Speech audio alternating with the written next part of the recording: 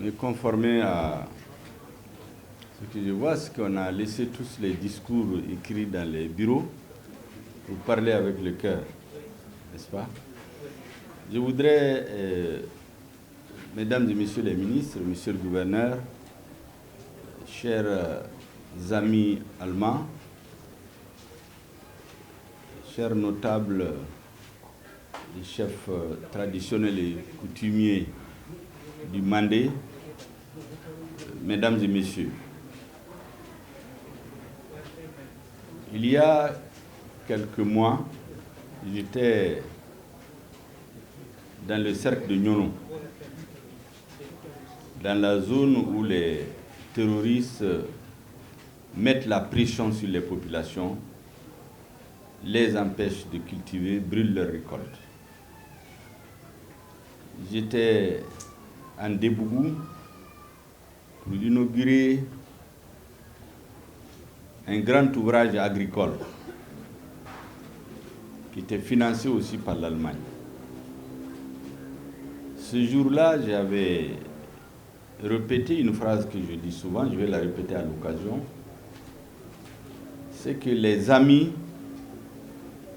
c'est comme des étoiles. C'est dans l'obscurité qu'on les voit. J'avais dit ce jour que chaque fois que notre pays se trouve à des tournants majeurs, parmi les amis, on a compté l'Allemagne à côté du peuple malien. Le peuple allemand à côté du peuple malien. Au lendemain des indépendances, ce n'était pas évident. On a eu beaucoup d'amis plus tard, mais les premiers pas du nouveau bébé qui vient de naître, la nouvelle République indépendante et souveraine du Mali, ses premiers pas, c'est comme un bébé, il n'est pas sûr, il peut tomber. Les parents lui tiennent la main pour l'apprendre à marcher. Au niveau international, l'Allemagne était l'un des premiers pays, sinon le premier, aux premières heures de l'indépendance. On le répète souvent, on continue à le dire, parce que c'est important pour notre peuple. L'Allemagne était là aux côtés du peuple malien. L'État allemand était là aux côtés de l'État malien. Je voudrais donc remercier au nom du président de la transition, du gouvernement et de tout le peuple malien, le gouvernement allemand, le peuple allemand, les organisations gouvernementales, les ONG et les fondations allemandes. Je le dis en toute sincérité parce que nous sommes aujourd'hui à un tournant aussi, dans une situation difficile. Imaginez dans la zone de Nyono, des amis, des Européens, des hommes venus d'ailleurs. Ce jour-là, c'est un responsable de l'ambassade qui nous a accompagnés, mais c'est une zone à risque. Il aurait pu dire qu'ils ne partent pas parce qu'il y a le danger, on aurait pu être attaqué. Parce qu'on est allé au cœur de la zone occupée par les terroristes. Ça, c'est à Nyono. Vous savez que l'un des défis majeurs de tous les gouvernements africains aujourd'hui, c'est comment faire en sorte qu'à la base, dans le terroir, on puisse fixer les populations pour ne pas voir, comme certains l'ont dit, des milliers de personnes mourir dans la Méditerranée. Pour ne pas créer le sentiment anti-immigrant en Europe. Parce que les populations se sentent en insécurité, se sentent même envahies. C'est un sentiment qu'on peut comprendre. Comment faire en sorte que les populations à la base restent pour ne pas aller peupler les villes sans espoir. Bamako, c'était une ville il y a 60 ans qui était prévue pour abriter peut-être 160, 200 000 personnes. Aujourd'hui, on est à 2 à 3 millions. Comment faire pour que les populations restent dans les villages, n'aillent pas remplir n'aille pas surcharger les villes, aller à l'immigration. L'acte que vient de poser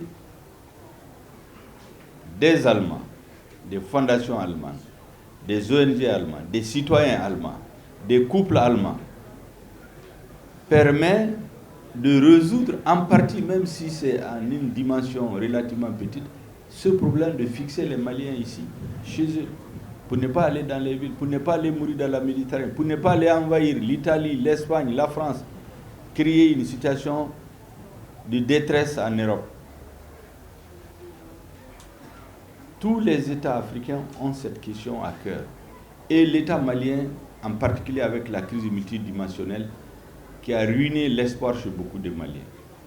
L'Allemagne, les citoyens allemands, les fondations allemandes, les couples allemands, les personnalités allemandes, l'État allemand est là encore à côté des Maliens pour passer ce cap.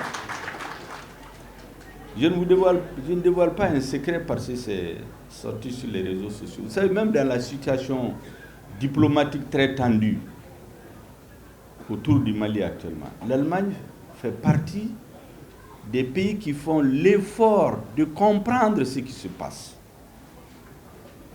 La chancelière allemande a eu récemment près de 45 minutes de conversation avec le président de la transition. C'était pour comprendre. Elle a posé beaucoup de questions. Elle ne vient pas donner des leçons. Elle ne vient pas faire des oukases. Elle pose des questions pour comprendre. Qu'est-ce qui se passe? Pourquoi ça? Pourquoi ci? Pourquoi ça? Ça aussi, c'est une preuve de l'amitié. On dit chez nous, quand vos amis ne vous disent pas la vérité, il faut payer des ennemis pour vous le dire. Donc elle a posé beaucoup de questions au président. C'est pour comprendre et lui dire son sentiment. De la façon la plus respectable, la plus courtoise. C'est de ça que les Maliens ont besoin aujourd'hui. Être respectés, être écoutés, respecter leur souveraineté, respecter le peuple. Et dans la douleur aussi, lui poser des questions. Comment sortir de la situation actuelle? Qu'est-ce que je peux faire pour vous? C'est aussi une marque d'amitié. Je m'arrête à ce exemple parce que je peux continuer. Ça, c'est concernant nos amis allemands. Je voudrais donc saluer particulièrement le couple allemand qui est à la base de ce projet. Si le peuple allemand, dans son entièreté, si l'État allemand n'était pas favorable à de telles orientations, certainement les citoyens par eux-mêmes, même s'ils voulaient prendre de tels risques, ils allaient hésiter. Mais c'est parce que vous avez le peuple allemand, ce que je pense sincèrement, je parle avec le cœur, dans son entièreté, l'État allemand a donné sa confiance au peuple malien. À l'État malien, quel que soit le régime politique par ailleurs, fait preuve de compréhension. C'est ce qui fait que les citoyens allemands, je pense, ont cet élan d'être à côté de nous. La deuxième remarque que je voudrais faire, c'est à l'attention des populations, des autorités politiques et administratives du Sibi et du Mandé d'une façon générale. Le gouvernement de transition aujourd'hui, son agenda principal, c'est de travailler à restaurer l'espoir chez les Maliens. Le sentiment d'unité de notre pays, le sentiment de fierté, le sentiment de respect de leur dignité.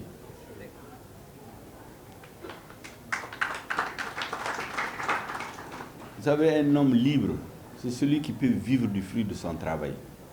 Quand vous ne pouvez pas vivre du fruit de votre travail, vous ne pouvez pas être un homme libre. Donc on crée les conditions, les amis du Mali créent les conditions pour que vous puissiez travailler et vivre du fruit de votre travail. Que vos enfants travaillent ici, qu'ils restent chez eux. S'ils doivent aller ailleurs, qu'ils aillent en ayant une profession, une activité pour travailler et vivre du fruit de leur travail.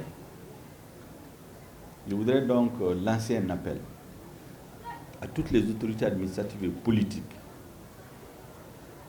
du Mandé, aux populations, de préserver cet outil, ce joyau, comme la prunelle de leurs yeux. C'est un exemple. C'est un outil de travail qu'on vous donne. Et enfin, je voudrais m'adresser particulièrement aux femmes et aux jeunes. C'est vous qui constituez l'espoir de notre pays. Plus de 50% de la population malienne a moins de 15 ans. Plus de 50%. Et près de 75 à 80% à moins de 30 ans. Donc la majorité des Maliens, l'écrasante majorité des Maliens est composée de jeunes et de femmes. Tout projet politique qui n'est pas orienté vers la satisfaction des besoins des jeunes et des femmes est un projet voué à l'échec. Et ce projet, précisément, vise les jeunes et les femmes. Nous savons qu'en milieu rural, ce sont les femmes qui travaillent, ce sont les jeunes qui travaillent. Ce qui se passe chez vous, les autres localités vont vous regarder. Donnez l'exemple aux autres localités pour qu'il y ait une compétition, que chacun cherche à avoir chez lui des équipements, des écoles, des centres d'irrigation, des lieux aménagés pour l'agriculture, pour l'élevage, pour la pêche, pour le maraîchage, pour créer les richesses. Parce qu'il faut les créer avant de les distribuer. Chez nous, tout le temps, le débat, c'est la distribution des richesses. Il faut augmenter ceci, il faut augmenter cela. Mais quand est-ce qu'on crée les richesses avant de les distribuer? Vous allez voir même dans nos universités, les 80% des étudiants, tout le monde veut être docteur, tout le monde veut être licencié, tout le monde veut avoir des grands diplômes. Pour faire quoi? Pour aller dans les sciences sociales, c'est très bien. Mais qui crée les richesses? Un pays où on ne crée pas les richesses, il ne peut pas être riche. Les pays que vous entendez riches, ils ont créé les richesses à la base. Dans l'agriculture, vous allez voir l'histoire de tous les pays qui sont développés. Au lendemain de la Seconde Guerre mondiale, ils ont investi dans l'agriculture. On a dédié des chansons pour que les paysans restent chez eux. On a investi dans l'infrastructure agricole, les tracteurs, les produits, dans la mécanique agricole pour que les populations restent chez elles. Et l'Allemagne, qui est l'un des pays phares en Europe, pour ceux qui connaissent un peu l'histoire de ces pays, elle a investi beaucoup dans la formation professionnelle à la base. C'est ça leur force. Et donc quand on doit prendre des exemples chez les autres, ce n'est pas seulement les modèles politiques, ce n'est pas seulement les modèles de constitution, les modèles de gestion de la politique, qui de toutes les façons, s'ils ne sont pas adaptés aux réalités locales, n'iront pas loin. Ce qu'on doit prendre chez eux, c'est comment ils se sont développés économiquement. Qu'est-ce qu'ils ont fait?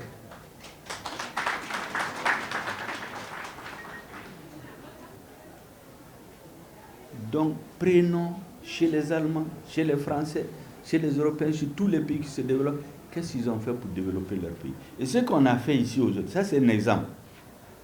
Parce que eux, c'est comme ça qu'ils se sont développés. Ils ont investi à la base, dans l'agriculture, dans la mécanique, dans les ouvriers, dans l'éducation technique. Prenons donc l'exemple chez ces pays pour nous construire. Et enfin, le message d'espoir que je voudrais lancer à tout le monde, il ne faut jamais perdre espoir dans notre pays. Je l'ai dit partout où je suis allé. Nous sommes un vieux et grand peuple. Nous sommes certainement l'une des rares nations à avoir une histoire écrite depuis plus de 1000 ans. Avoir des entités politiques depuis plus de 1000 ans. La dernière grande entité politique, c'est l'Empire du Songwe, qui est venu après le Mali et le Mali. s'étendait de l'Atlantique au lac Tchad. C'était géré de façon décentralisée. Ce n'est pas un État jacobin central.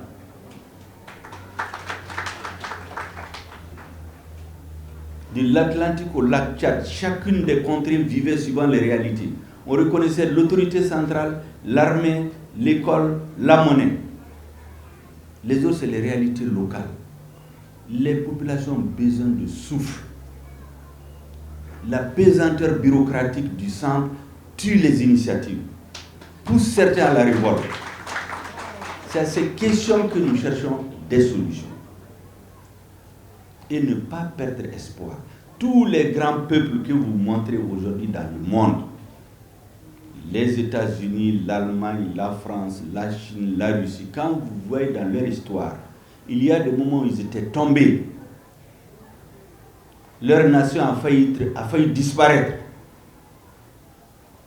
L'Allemagne qui sert d'exemple aujourd'hui, au XVIIIe siècle, il y avait 300 petits États sur le territoire actuel allemand. Ils se sont unis, ils ont créé un État. Tous ces pays-là sont tombés à un moment donné de leur histoire. Ils ont été divisés, humiliés, colonisés souvent. Mais ils se sont retrouvés, des patriotes se sont retrouvés pour redonner confiance à leur peuple et reconstruire leur nation. C'est le seul projet que nous avons aujourd'hui. C'est de faire qu'à la fin de cette transition, nous posons les fondations d'un État, d'une nation réconciliée avec elle-même, avec son histoire, qui reprend confiance en lui-même, qui prend chez les autres ce qu'il y a de bien, mais qui ne copie pas tout pour venir l'appliquer de façon mécanique pour avoir l'échec. Donc reprenez confiance en vous-même. C'est ce que la transition, les autorités de la transition, le président de la transition, c'est le message que je voudrais venir vous faire passer. Reprenez confiance en vous-même. Travaillons à l'unité de notre peuple, dans sa diversité culturelle, linguistique, religieuse, ethnique. C'est cette diversité qui fait notre force, c'est comme un étage, comme un jardin. Plus il y a des fleurs là-dedans, de différentes couleurs, mieux c'est. Nous voulons un Mali comme ça à la fin de la transition. Merci bien de votre attention.